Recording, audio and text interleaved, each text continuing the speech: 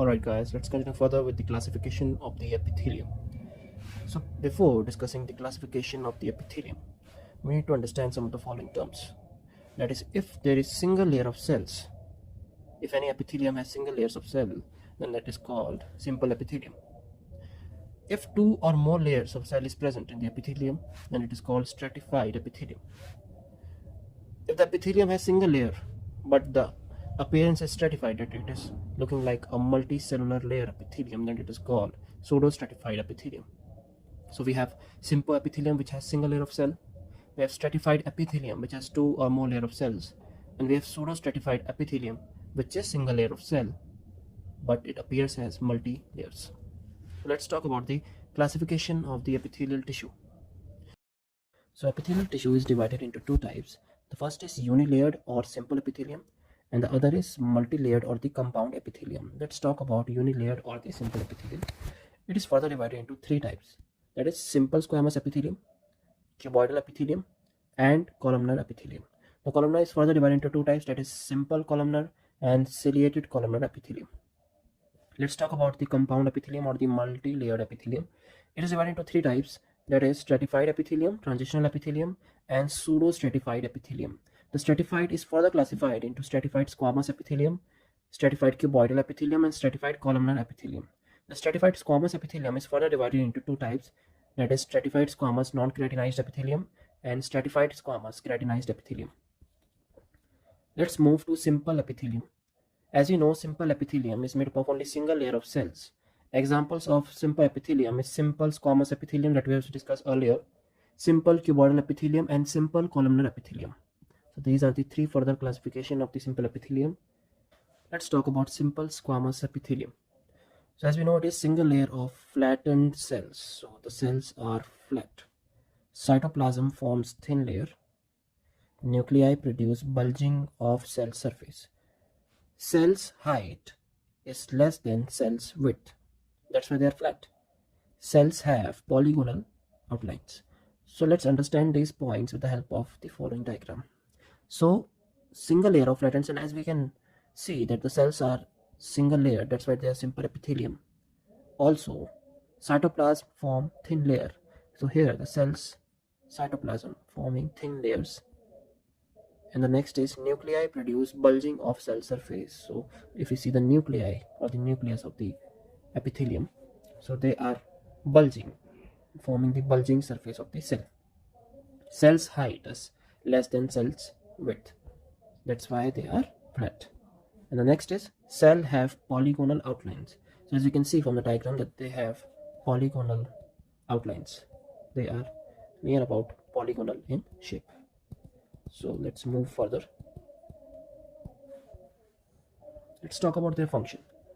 So the first function of the epithelial, of the simple epithelium, simple squamous epithelium, is the transport of substances. Second is diffusion of gases, and third is filtration of fluids. Now, as we will further see their location with their example, we'll able to get a clear idea about their function too. Let's see their example and their location. Alveoli of the lungs, free surface of the serous pericardium, that is the pouch of the heart where the heart is located.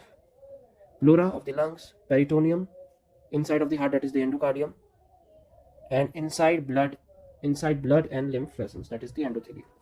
So let's see one by one. Here we can see the alveoli of the lung. Let's see the alveoli structure.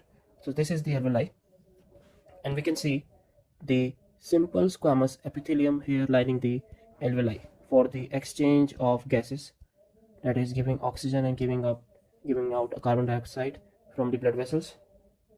So here is the alveoli of the lung. Let's talk about the serous pericardium. So this is a schematic diagram showing the heart in the center. So this is the heart which is lying in a pouch called the pericardium, or the pericardium of the heart. This is the large blood vessels, either aorta or the superior or the inferior vena cava. So as we can see, the serous pericardium has two layers, the visceral and the parietal pericardium. So visceral is in direct contact of the heart, as you can see from the following diagram, whereas the parietal pericardium is periphery to the visceral pericardium. Outside the parietal pericardium lies the fibrous pericardium, which is shown here with green color. And between the visceral pericardium and the parietal pericardium, there lies the pericardial cavity, where pericardial fluid is present. So, the simple squamous epithelium forms the serous pericardium, that is, the visceral pericardium and the parietal pericardium. Let's talk about pleura. So here we can see this diagram of the lungs, and the cross-section part is taken from the lung to see the pleural surface of the lungs. So we can see this is the cross-section of the ribs. This is the parietal pleura, which is outside in comparison to the visceral pleura, which is in direct contact of the lung. This is the visceral pleura, and in between the parietal and the visceral pleura is the pleural cavity, which is filled with the pleural fluid. And here the simple squamous epithelium forms the pleura of the lungs. Now the next is the heart, the endocardium of the heart. So if we see this diagram carefully, we will see that the innermost layer of the heart is the endocardium, which has polygonal flat squamous epithelium. Outside the endocardium is the myocardium, made up of the cardiac muscle fibers, and more outside is the pericardial cavity lined by the parietal pericardium and the visceral pericardium that we have discussed already. Now let's talk about the blood vessels. As we already know, the blood vessels, the squamous epithelium of the blood vessels, also called endothelium, and the diagram shows the image of the flat squamous epithelium inside the blood vessels, where it is known as endothelium. So we have done all the examples of the simple squamous epithelium in the blood vessels, in the endocardium, in the pleura, in the serous pericardium, and in the alveoli of the lungs. I hope this video helped you.